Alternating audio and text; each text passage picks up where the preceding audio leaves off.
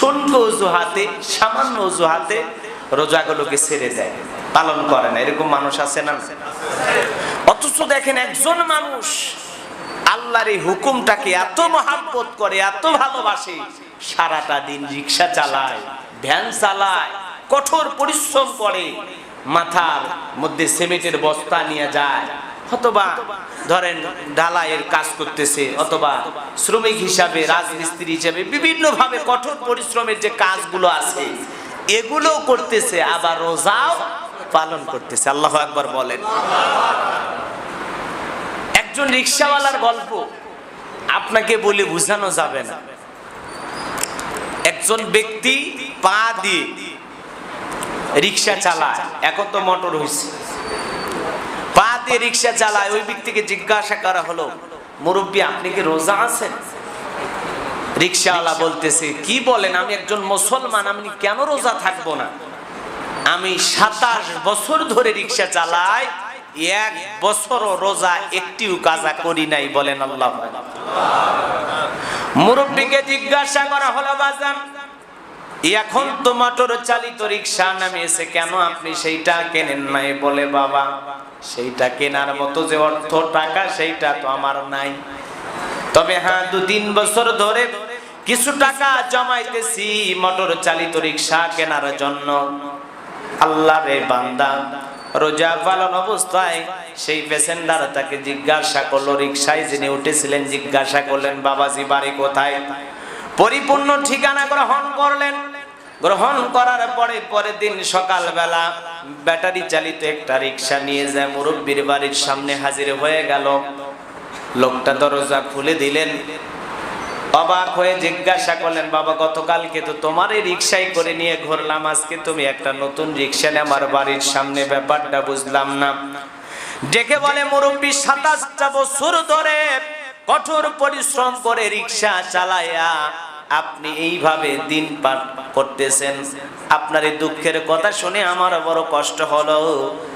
আপনি যে আসলে আল্লাহর একজন বান্দা, তাকওয়ার সহিত যে রোজাগুলো পালন করতেছেন, সারাটা দিন এই কঠোর পরিশ্রম করার পরেও একটা রোজাও আপনি নষ্ট করেন নাই, রোজা ছেড়ে দেন নাই।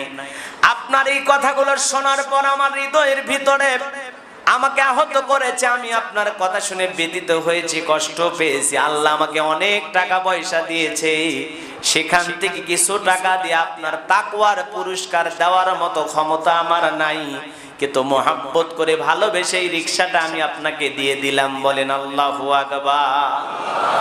তাহলে বাজান গো আমার, তাকায় দেখেন কত মানুষ সারাটা দিন তার কোনো কাজ নাই, কর্ম নাই, সারাটা দিন বৈশা বৈশা 3 বেলা খাবার খায়।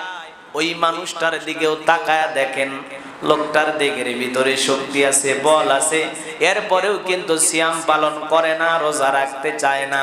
এজন্য তাকওয়া মানে কিন্তু আল্লাহর ভয়। হযরত ওমর ফারুক একজন সাহাবীকে জিজ্ঞাসা করলেন, তাকওয়া মানে আপনি কি বোঝেন? ওই সাহাবী উত্তরে বললেন, একটা সুড়ঙ্গ পথ, যেই পথের ডানে কাটা বামে কাটা চতুর্দিকে কাটা, সামান্য একটা সরু পথ, ওই পথ দিয়ে চলতে গেলে আপনি কিভাবে চলবেন? হযরত ওমর ডেকে বলেন, ওই পথে যদি আমি চলতে যাই, শরীরের কাপড়গুলো কেমন আঁটো করে নেব, যাতে কাঁটাগুলো আমার শরীরের কাপড়ের সাথে না ফোটে। ওই সাহাবী উত্তরে বললেন, এর নামই হলো তাকওয়া। আরো সহজ একটা কথা আমি আপনাদেরকে বলি, গোসি মাছ চেনেন আপনারা? কাদার ভিতরে থাকে বাম মাছ, গোসি মাছ, গায়ে কোনো কাদা লাগে না। তাকওয়ার পরিচয় হলো এইরকম, দুনিয়াতে গুনাহের কাদা ছড়ানো থাকবে, অশ্লীলতার পথ থাকবে, নোংরামির পথ থাকবে, গুনাহের পথ থাকবে, চতুর্দিকে গুনাহ আপনাকে হাতছানি দিয়ে ডাকবে। কিন্তু এই গুনাহ ভরা সমাজে কাদা চতুর্দিকে যে এরকম থাকার পরেও গোসি মাছের গায়ের ভিতরে কোনো কাদা লাগে না, চতুর্দিকে গুনাহের কাদা ছিটানো আছে, ছড়ানো আছে। এরপরেও মুমিনকে গোসি মাছের মতো চলতে হবে, গায়ে কোনো গুনাহের কাদা লাগানো যাবে না। কথা বলেন ঠিক কিনা? চতুর্দিকে গুনাহের পথ, অশ্লীলতার পথ, নোংরামির পথ আপনাকে হাতছানি দিয়ে রাখতেছে, কিন্তু আপনাকে সেগুলো কিছু বলবেন।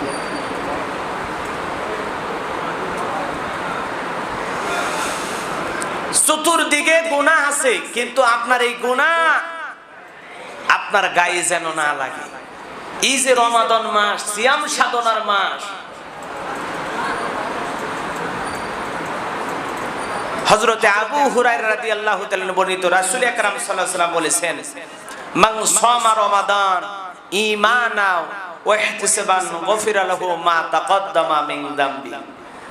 আল্লাহ রাসূল ঘোষণা করেছেন, যে ব্যক্তি রমাদান মাসে রোজা রাখবে ঈমান এবং চেতনা সহকারে সওয়াবের আশায়, তার পূর্ববর্তী জীবনের সমস্ত গুনাহগুলোকে আল্লাহ মাফ করে দিবেন। বলুন সুবহানাল্লাহ।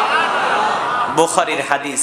তাহলে চিন্তা করেন, আপনাকে সিয়াম পালন করতে হবে ঈমানের চেতনা সহকারে, ঈমানটাকে জাগ্রত করতে হবে। হে মুসলমান, ঘুমাইলে চলবে না। 11 মাস ঘুমাইছো, এই একটি মাস সিয়াম সাধনার মাস, তাকওয়া অর্জনের, গুনাহ মাফের মাস, রহমতের মাস, মাগফিরাতের মাস, নাজাতের মাস, কোরআন নাজিলের মাস। মনটাকে বুঝাইতে হবে কত রহমত, বরকত আর কত বোনাস আল্লাহ পাকে মাসে দিয়েছেন। সুবহানাল্লাহ। যে রমাদান মাসে একটি নফল ফরজের সমতুল্য, একটি ফরজ ৭০টা ফরজের সমতুল্য, এক অন্যান্য মাসে সবকে আল্লাহ 1 গুণ থেকে 10 গুণ করে দেন, আর রমাদান মাসে আল্লাহ পাক 700 গুণ পর্যন্ত দেন। বলেন সুবহানাল্লাহ। এই জন্য রমাদান মাস আমরা পেয়েছি, ঈমানটাকে পরিপূর্ণ করতে হবে, তাকওয়া অর্জন করতে হবে, আল্লাহর খোদা ভীতি অর্জন করতে হবে। এজন্য রোজাদার আপনি আমি যদি রোজা রাখতে চাই, আপনাকে আমাকে পরিপূর্ণভাবে আল্লাহর খাঁটি গোলাম হতে হলে অবশ্যই আপনাকে আমাকে এই কথাগুলোর উপরে আমল করার দরকার আছে না নাই?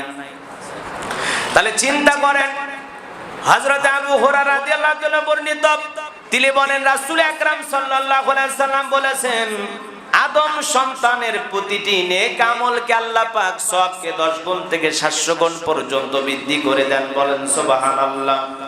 আল্লাহ তাআলা আরো বলেন, রমাদান মাসের রোজা যারা আদায় করে, সিয়াম যারা পালন করে একান্তভাবে, আল্লাহ বলেন রোজা হলো আমার জন্যই, আর যারা রোজা পালন করে আল্লাহর সন্তুষ্টি অর্জনের জন্য। আল্লাহ রাব্বুল আলামিন বলেন, লিস-সাইমি ফারহাতানি ফারহাতুন ইনদা ফিতরিহি ওয়া ফারহাতুন ইনদা লিকা রাব্বি। আল্লাহ রাসূল বলেছেন, আল্লাহ পাক বলেন রমাদান মাসে রোজাদারের জন্য 2টা খুশি। একটা হলো ইফতারের সময়, সারাটা দিন সিয়াম পালন করার পরে ছোলা বুট নিয়ে সামান্য প্লেটে খাবার নিয়ে বসে থাকার মধ্যে যে তৃপ্তি, যে আনন্দ, সারাটা দিন সিয়াম পালন করার পরে এই যে রমাদান মাস যখন আসে, ইফতারের আগে মুহূর্তে ইফতারে যে সুগন্ধি, যে ভালো লাগা, যে মোহাব্বত আপনার আমার দিলের ভিতরে নাড়াটা দেয়। গতকালকে আমরা ইফতারি করেছি, প্রথম দিন ইফতারি করেছি 6টা 28 মিনিটে।